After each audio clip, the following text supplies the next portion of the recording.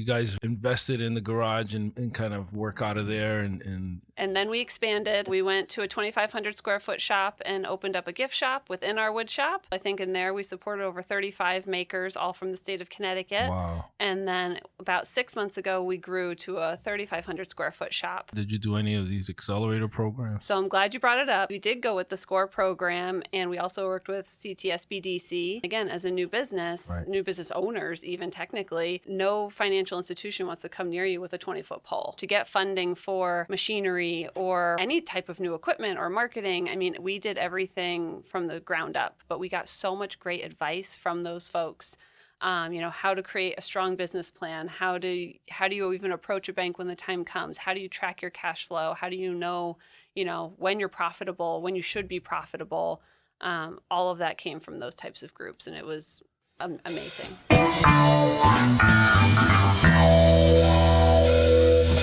Welcome to Mission Control. At Peralta Design, we launch brands. But for now, let's launch right into this episode. 3, 2, 1, 0, and liftoff.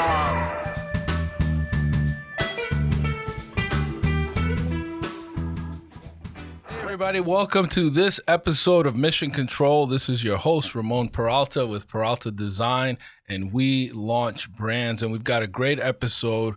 We have a special guest. Please welcome Verikas. Hi, everybody. Verikas. There we go. Verikas. Verikas. Verikas, who is the co-owner of Bristol Bazaar, and I can't wait to dive into this. This sounds like such a fun place. I got to come check it out. Yeah, I appreciate it. I'm excited to talk to you guys all about it, too. Yeah, and we have a connection. Before that, we'll get back to that. Want to introduce Jorge.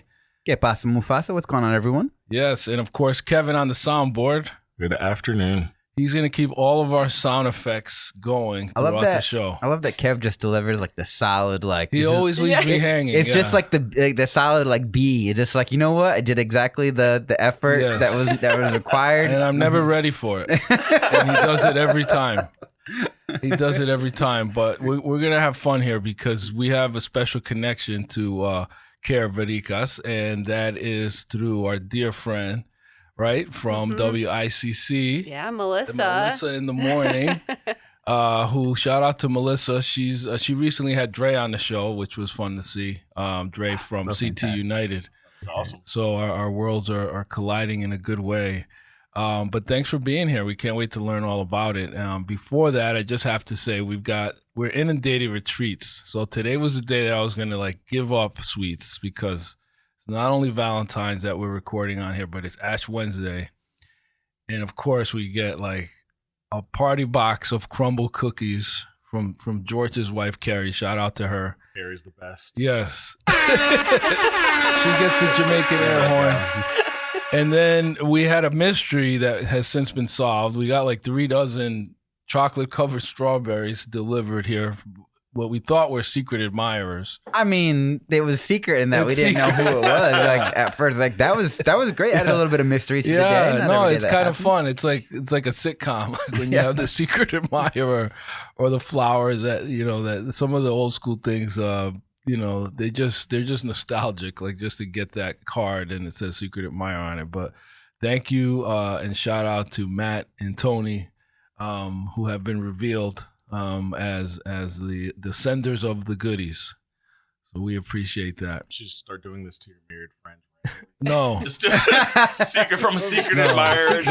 I'm not part of that activity. Which an interesting note here is that I did notice that yesterday, Ramon was like, I feel bad because for all the boyfriends because the retail pressure is there. Oh, it's real. For Valentine's, right? It is. But I noticed he didn't say I don't feel bad for the husbands, just the boyfriends. No, because the husbands, it's so I was like, wait, hold on a second. Do you know something that I don't? There is a difference.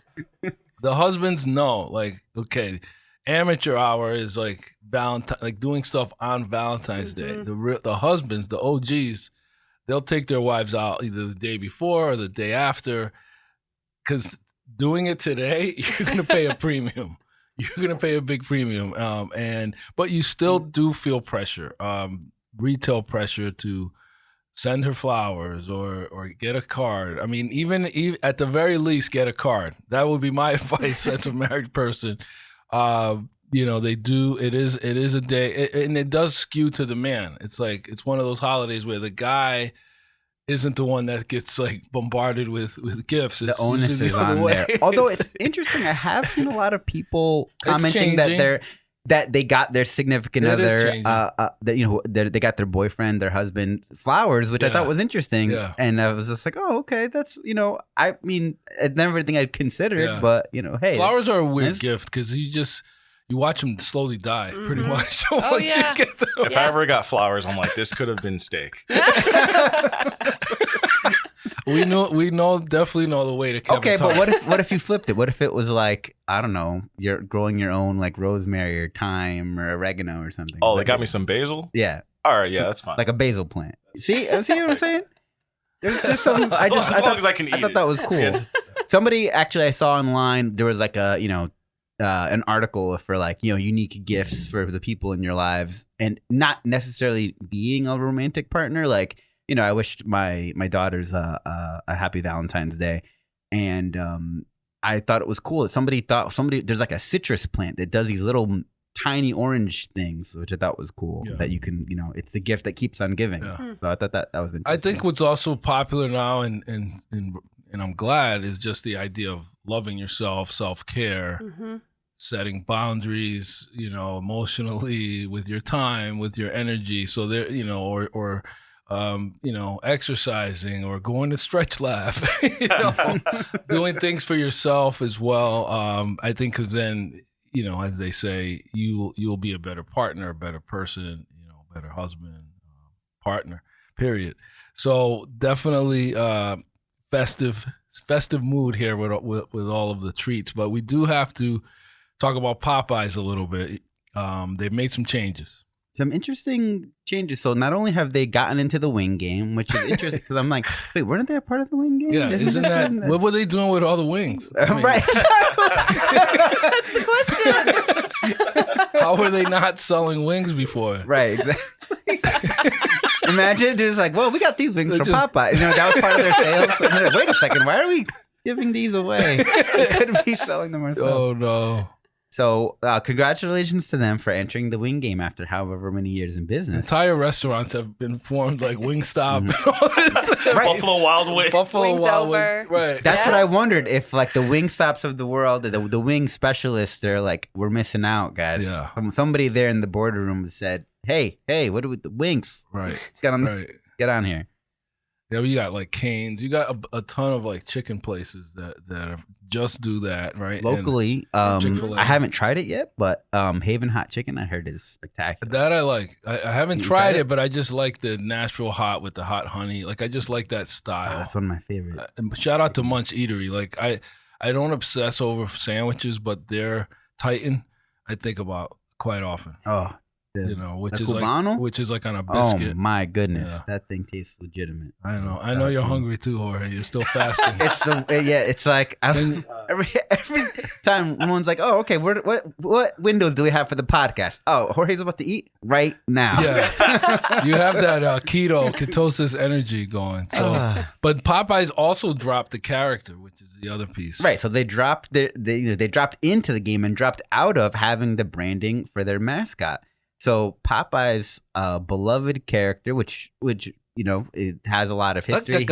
He had his own video game. Right, exactly. Which is interesting because Maggie was saying that her only exposure to Popeye was from Full House, because Uncle Joey would do a Popeye impersonation, and that's just how she's even familiar with the character, period. I asked both of my kids. Not the Robin Williams movie. No, right.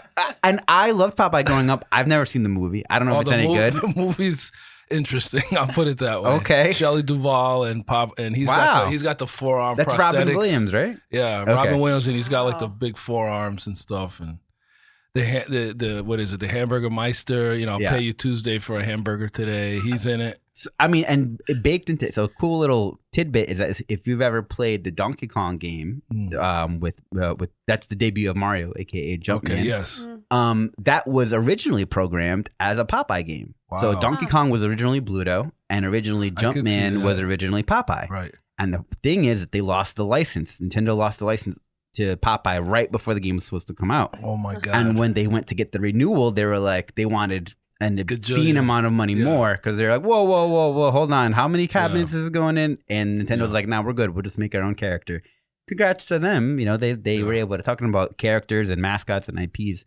So interesting now that Popeye finds himself in this situation where the next generation is losing him as a character, which you would say would have been they had a family character. unit. They was like Sweet Pea was always on the ground crawling with a pacifier, and she was like in a onesie or something. Couldn't see her legs, but she was just. But it was kind of like she'd meander into like a construction site or something like that, or get into some kind of danger. You know, Olive Oil, Skinny. Bluto was big. It was all like stereotypical extreme. You know what I mean? Like he was big and strong and like a brute. You know, it was basically.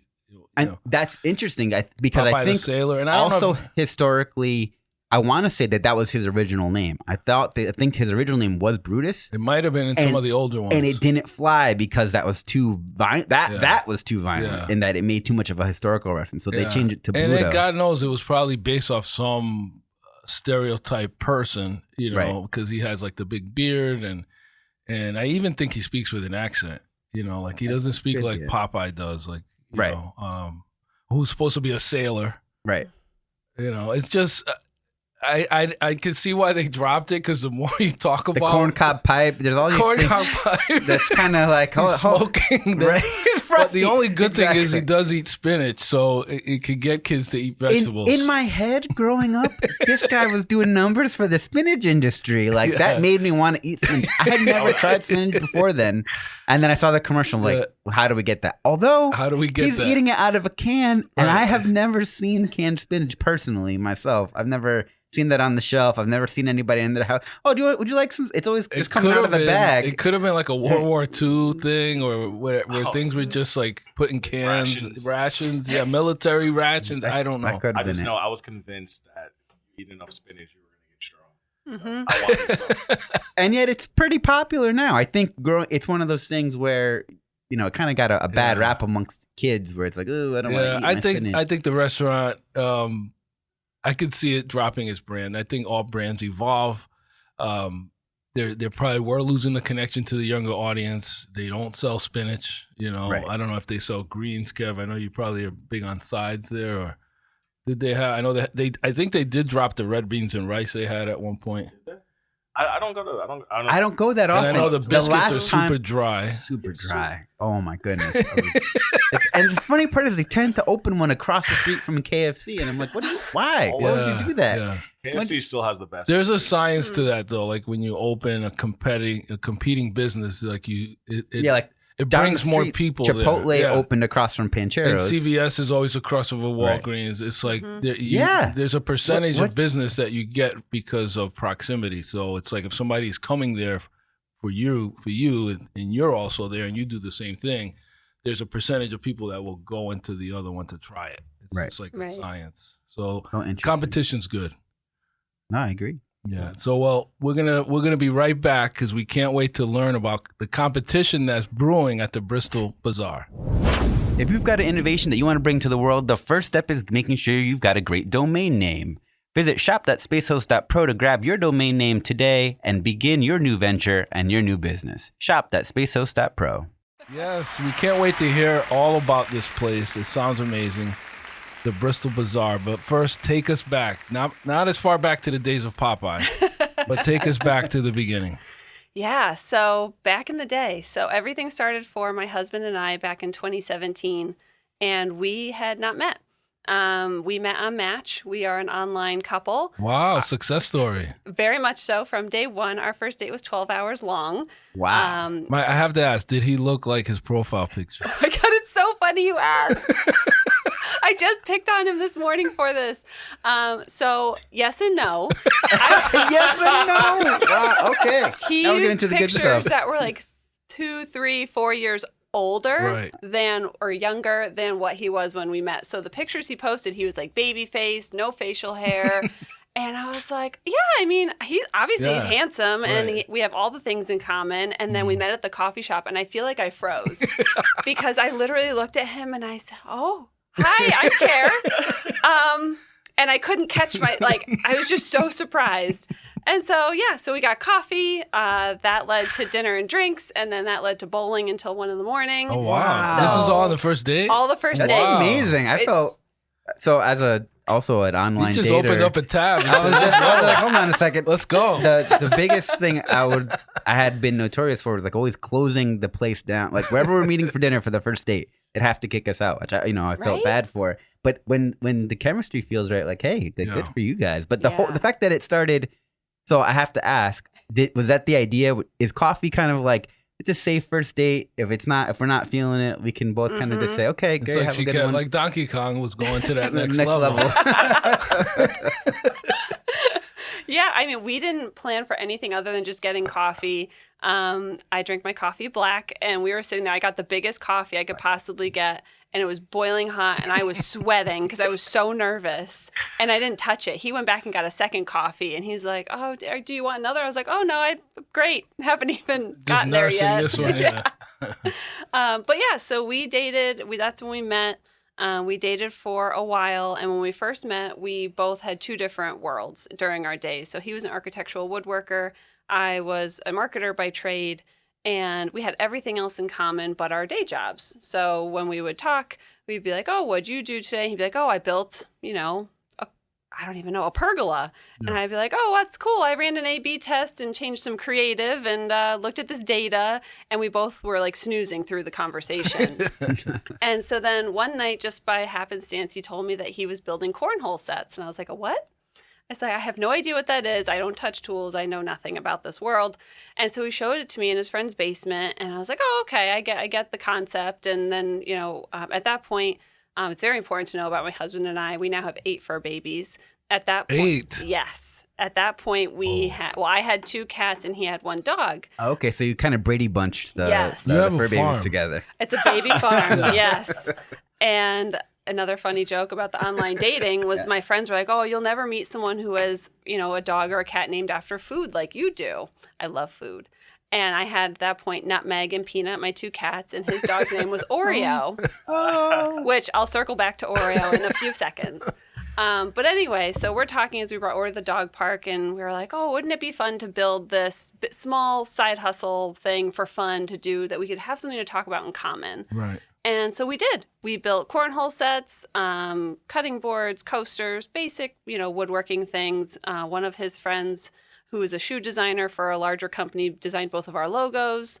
And then we were at a brewery where, all good things happen. And that's where the name for Dusty Dude came up because Oreo, who is still our oldest dog now, but super fluffy, loved to roll around in the sawdust. And I don't know if with pets, you have like 8 million names for them. Yeah. Oh, yeah. So many little nicknames. Yeah. And so Dude was always one of them. And so then we were trying to bring woodworking and him together. And so Dusty Dude Woodworks was born at the brewery. And that grew for about 3 years. So what started in Eric's friend's basement on a bench that was probably about 6 feet long with 1 chop saw grew to my in-laws' basement, and then grew again to our garage, which we then paid a small fortune to have fully, all the electric run and everything, because every time he'd run to things like you'd blow a fuse. Yeah, my toaster would pop, and I was like, no.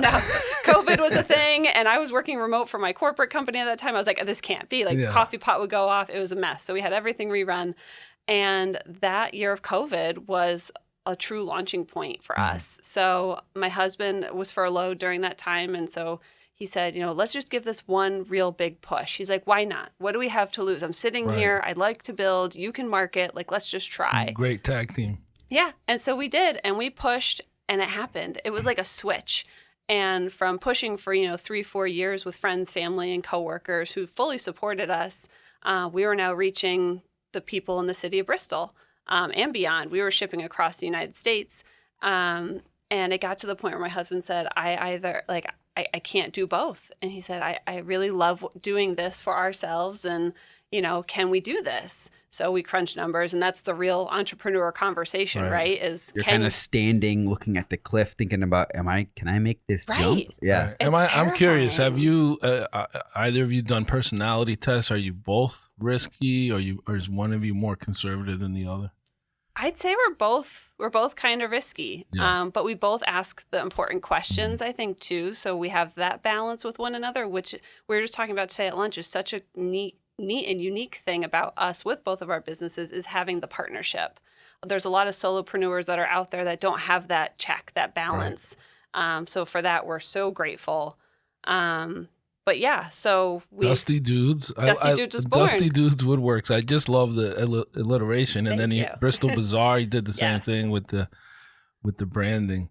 And he does amazing work. I went to the website and check that out. And is he just come from a line of carpenters, or is this something that he took up and has a passion for? So my husband has this awesome thing where he can learn anything on his own and be very good at it. Wow. So he went to school. He didn't end up graduating, which was just not his path. And he went into hospitality for a long time, worked up in Boston, became a pro golfer, and went down to Florida for a little. Wow. Decided that wasn't the path he wanted, and decided that woodworking was going to be his next move. And is there something that attracted him to it, that like said, hey, I would have just tried this project? Or, was it just like a random spur of the moment, So I would say it's a mix, only because when he was a kid, he really loved building things, Legos, Connects. He likes to take things apart and put them back together, which he just did last night with our faucet in our kitchen. So like all the things, but it really just worked with woodworking. Yeah. And he has this vision, and he's great with numbers, and he understands spatial, things. And it just was a perfect storm for him. But yeah, so after Dusty Dude was born, my husband went full time. Essentially, I followed quickly about 5 or 6 months later. The timing couldn't have been better. I was not in a great work environment at that time, but we had gotten a contract for a company in Texas. So they contracted us for 400 cutting boards a month.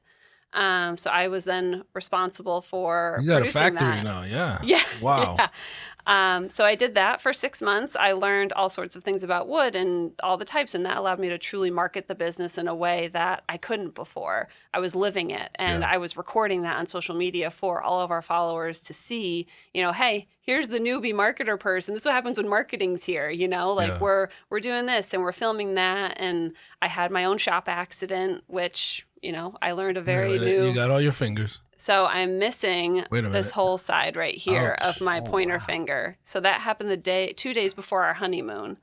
But that's what a router table does. And I never thought I'd had to explain that in the ER when someone was like, wow, that table must have been really sharp. And I was like, well, it's spinning knives. So and, you're kind of going like this, and you just kind of had your finger too close. I think I made the mistake of wearing gloves, which you should never do with any tools. But there I was. That on YouTube. Yeah. Is it because you're not sure where your finger is when you have gloves on? I blacked out, so I don't fully know what happened. But from what we could see when I came back from the hospital was the piece of my glove was on the knife.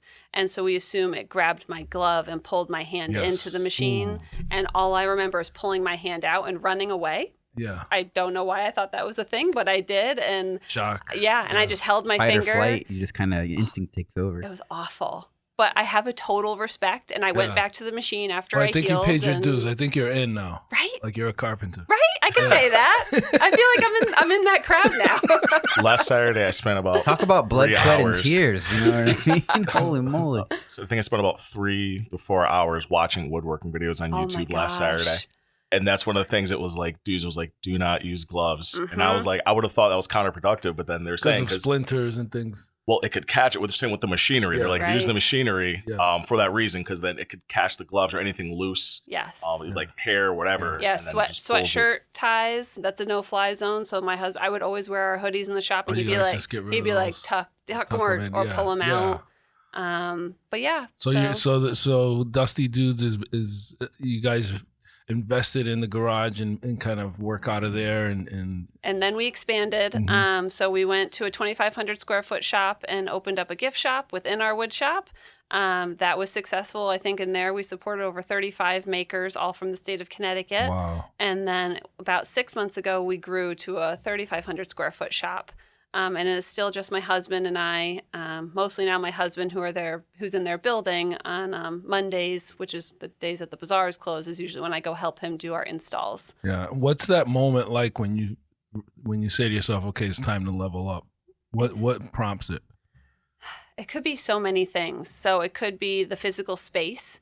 Seeing in our last shop that 2,500 square feet was just not enough with the type of machinery we had.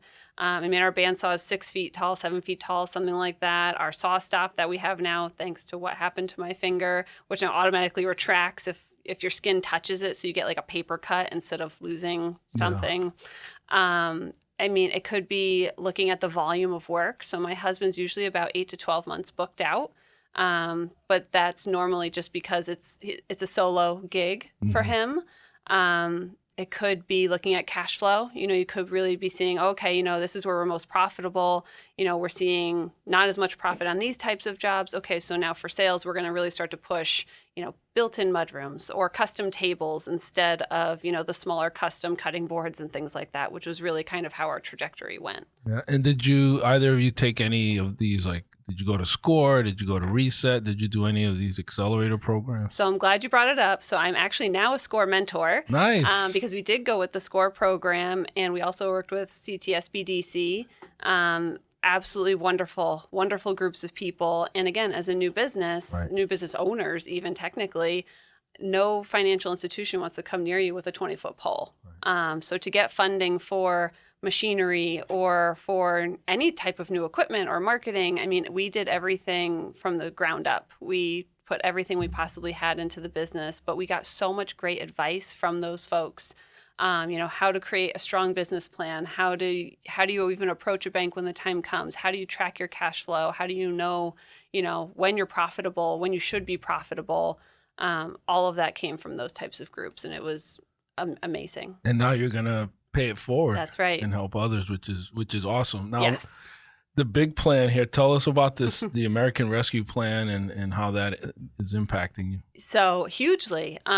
So continuing that story, truthfully, we were living the Dusty Dude life. Everything was great. We were hustling. We slept on the shop floor some nights. And I became really close with our Chamber of Commerce, the Central Connecticut Chambers of Commerce. And every quarter I would get lunch with the VP, and, we would talk strategy and how I could be more involved or what Dusty Dude could do for the community, that type of thing. And we were at lunch one day, and she said, "Oh, well, did you see my email about the ARPA money?" I said, "Oh, yeah, I saw that. Dusty Dude doesn't qualify because we technically LLC'd in 2020. She goes, "Yeah, but, you have this other business that was very social. Like, you should really consider it. Like, you couldn't open it because of COVID." And I said, "That's a very, that's right." And so we went home, and I got my husband out of the shop, and I said, "We need to go home and apply for this." And we did. It was a very quick application. So the American Rescue Plan Act was handled very differently in the city of Bristol. The city decided to allow small businesses, nonprofits, and part of the city's projects to all apply for portions of their ARPA funding instead of just putting it all towards the city. And so we were in a very large pool. I think Kudos to Bristol for doing it. Yeah. It was amazing. So many small businesses were impacted in such a great way, which obviously then comes full circle to the community. So we sent in our application, and it was a very long process after that. You go through rounds and rounds of processes and eliminations and things like that. And we made it through to the end. So we did receive a ARPA grant for $235,000 to build the Bristol Bazaar. And at that point, what was like our coffee conversation on a Sunday of like the what ifs and could you imagine was really happening. Wow. I remember being on the phone with my husband because he was in Myrtle Beach on a golf trip when they awarded us the money. And I said, "We now are officially owning 2 businesses." Like, what? What? Like, who would think that in a million years, the two of us would have 2 businesses? And that it just floored us. So, and they complement each other. Yes. The wares from Dude Works, I'm sure, are available at the Bristol Bazaar. Yeah, so the Bristol Bazaar is brand new. We just opened July 1st in downtown Bristol, and we are an indoor makers market. So my husband and I saw a similar concept out west during COVID and or actually it was a little prior to COVID. And it was very like plain Jane. It was white walls, concrete floors with a register in the center, but everything sold there was made by makers. And I was like, how cool is this? I said, we don't have anything like this at home. There's tons of fairs, festivals that we did with Dusty Dude and maker spaces, but nowhere to go and sell your things all year round. You don't have to worry about the weather. You don't have to worry, like you can just do it. You don't have to be there. You can have, events and stuff like that there. You can go grab a coffee or a cocktail. And so that's what really grew the bazaar, was all the things that we wish we had with Dusty Dude in our beginning stages. We just poured our heart and souls and experiences into the bazaar that way when we were building it. So how did you start sketching? Like, how did you start? What was the vision boarding for that? What was that process? So we knew that we wanted it to be a wow experience. There's a lot of places we go into, stores and anything, and we're just like, meh. Like, you want to be wowed. You want to have this memory. And we love Vegas and we love Boston. So we merged the two. And so the inside of our space. How do you do that? That is I know, incredible. You just sold me on I was already sold, but now I'm like, I like both places. I have to put that on the calendar. What does this look like? I'm a big fan of both too, by the way. So now I have to. Is it like a Quincy Market, Faneuil Hall type concept? Or? Very similar in the way that like we have brick tile walkways, we have turf. We have a whole, what I call like our pit area is tables. And then we have vendor carts. So that's that Boston inspiration. And then our alleyway has 5 build outs. So more New York style. So you've got different types of building facades. And then throughout we have cloud work. So that was all done by a muralist. And that's really more of like the Venetian with his artistic flair on it. The ceilings look like the sky, kind of. Like, so it has a feeling of being outdoors, but you're indoors. Yes. And so that was the vibe. And trying to explain that to people, be like, well, we're in Bristol, but we like Vegas and it's a market, but there's a bar, and then we're going to have events and food trucks. But there's carts. Yeah, but there's also carts. And you don't have to be there, but we'll be there. And it was a ride. Yeah. It was a ride. And I loved every second. And did you mock things up in Photoshop, or did you have an artist do renderings? So we did hire an artist. Her name is Shelby. She has done all of our merchandising and everything too, but she mocked up and did renderings of our space without ever going there. And all we told her were the things I just told you guys, right? So Vegas, here's the floor plans, Boston, these are the amount of spaces we can have. This is the feeling we want. And she drew it. Like, it was amazing. And ever since then, we've had such a great rapport with her. But yeah, using those renderings, that was clutch, because without that, I don't think we could have gotten the funding, because explaining that in just words in a business plan is probably terrifying to people who have never seen anything like that before. You guys do any classes? We do. So we have a very, very full event schedule. We have an event space that seats up to 30. Our makers are actually able to host events in that space for free. That's part of their rent with us. So we help them market it, but we also have community members who come in and host events. So I think this weekend we have a pop-up tattoo artist coming. We have candle making classes. We've had baby showers. We have all sorts of things. The community can rent the space. It's just $35 an hour. And it's a lot of fun. We have so much fun every day. Nice. I love the whole angle of bringing the community and entrepreneurs together. Yes. So what's the business model? Like, how does somebody get to be part of this? Yeah, so all of our makers who you go through a quick application process on our website, tell us a little bit about yourself, the type of product you're making. We confirm that you are making the product yourselves, because we don't allow any reselling. And once you go through the process, say we give you the green light and you're good to go, you sign your contract. So everything that's included in that monthly rent, which I don't think a lot of people understand, is not only do you get your space, so it's either a half table, a full table, we have end cap tables, vendor carts, or a storefront. We also have shelving options and stuff like that too. But included in that is your space. We do all your labeling for you. We have automated sales reports that go out every night when we close between 9:15 and 9:30. All of our vendors who make sales get automated sales reports. So it helps with their inventory management. They're able to utilize our event space for free. They can use our think tank, which is our conference room, for free. And then we also have a maker speaker series. So every month we have a new person coming in. So Craig from Cam Marketing is actually coming in tomorrow night to talk about web design and CRM systems. And then we do a happy hour for our vendors also. And then all of the marketing that we do is all included in that. Wow. I mean, it sounds amazing. I keep thinking of, there's a place in Charleston that I went to that it's just this long indoor market. That's awesome. People have all kind of stuff. It's just fun. It's fun to just go and like just get stimulus from all the different goods and wares that are there and have bet. conversations. There's something I think very special about it being. Yeah. I love that you said that you verify that the people are actually making it. Mm-hmm. In that, in my head, the concept makes me think about like if Etsy was a place, Right? Yeah. Like if a physical place you could visit. But I love that you do the verification in that. I do feel like they've changed over time where there's definitely folks on there who are reselling now versus just being stuff's the like mass produced, but trying to come across like it's handmade. Right. And some people still are very true to that initial vision, but I love that that's part of your mission. Yes. And then, it just seems like, so how do, I guess, I can definitely see it and how you get the makers in there, but then how do you get the people to the place? Like, what does that look like? Like, how do you get, the foot traffic? Is it mostly foot traffic? Is it, are you doing your own brand campaigns? Awareness. Right, exactly. So how do you get the shoppers to visit the bazaar? That is a great question. So I am huge in community involvement and engagement. So that I think there helps already. So we did what we did so that we could give makers a space to do what they want to do, to grow their business, to be that incubator type of space, but we also want to be a safe space for the community.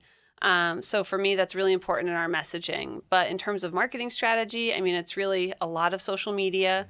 When we opened, or prior to when we opened, we did a 3-month prep with all of our TV commercials. So we had a 30-second ad created purposefully to say, hey, coming soon, blah, blah, blah, blah. This is what's happening. And then we had a really heavy TV presence during the holiday time. So October, November, December, those are it, for retail. That's huge time. We have billboards, so we work with a really great company on billboards. We have a weekly newsletter that I started while we were still in our build. So we've been growing that following, pretty steadily, I would say. But Facebook advertising, Instagram advertising. We did radio with Amy Gray with 104.1. That was huge and so much fun. I love working with her too. But it's really just getting out there. I think for me, I could do as many social media ads as the next person, and you could dump dollar behind dollar. But getting out there and showing up and going to these markets and saying, hey, we're here. Yeah. We're also here, and we're here if you want to have a baby shower. We're here if you want to go shop local and shop small. And we're here if you want to go grab a coffee or a cocktail and network. Yeah, what a great addition to the Bristol community. Thank you. Yeah, I think it's awesome. And it's a destination. I certainly want to go there. And I was just thinking, check this could it be out. a hackathon Speaking of match, it sounds like a perfect date. Right, you got the bar, you got the shopping. Meet me at the Bristol Bazaar. That's right. You can make a whole day out of it. Yeah, absolutely. So how does someone learn how to either be a vendor there, or how do they just find out more, like the hours and Absolutely. so So you can check out our website. It's just thebristolbazaar.com. We do have a Facebook and Instagram, which is just at the Bristol Bazaar CT. Our hours, so we're open every day of the week but Monday. So Tuesday, Wednesday, Thursday, we're open from 9 a.m. to 8 p.m. Friday and Saturday from 9 a.m. to 9 p.m. And Sunday is our shorter day from 10 a.m. to 6 p.m. All right. Is there a particular day where, I don't know, you have the most action or the most fun? The weekends are definitely probably the most fun for us right now until the warmer weather comes. When warm weather comes and we're able to take things outside with cornhole and more food trucks and stuff. Yeah, we wouldn't be the bazaar without cornhole. That's the origin right there. Yeah. It all started with cornhole. Awesome. Well, this sounds like so much fun, and kudos to you and your husband for really utilizing those funds for what they were meant to be. We hear so many of these horror stories, mismanagement, but you guys really put something together that's going to pay dividends to the community, encourage entrepreneurship, and make Bristol better, make Connecticut better. Thank you. So kudos to you, and thanks for being on our show. Thanks for having me. This has been awesome.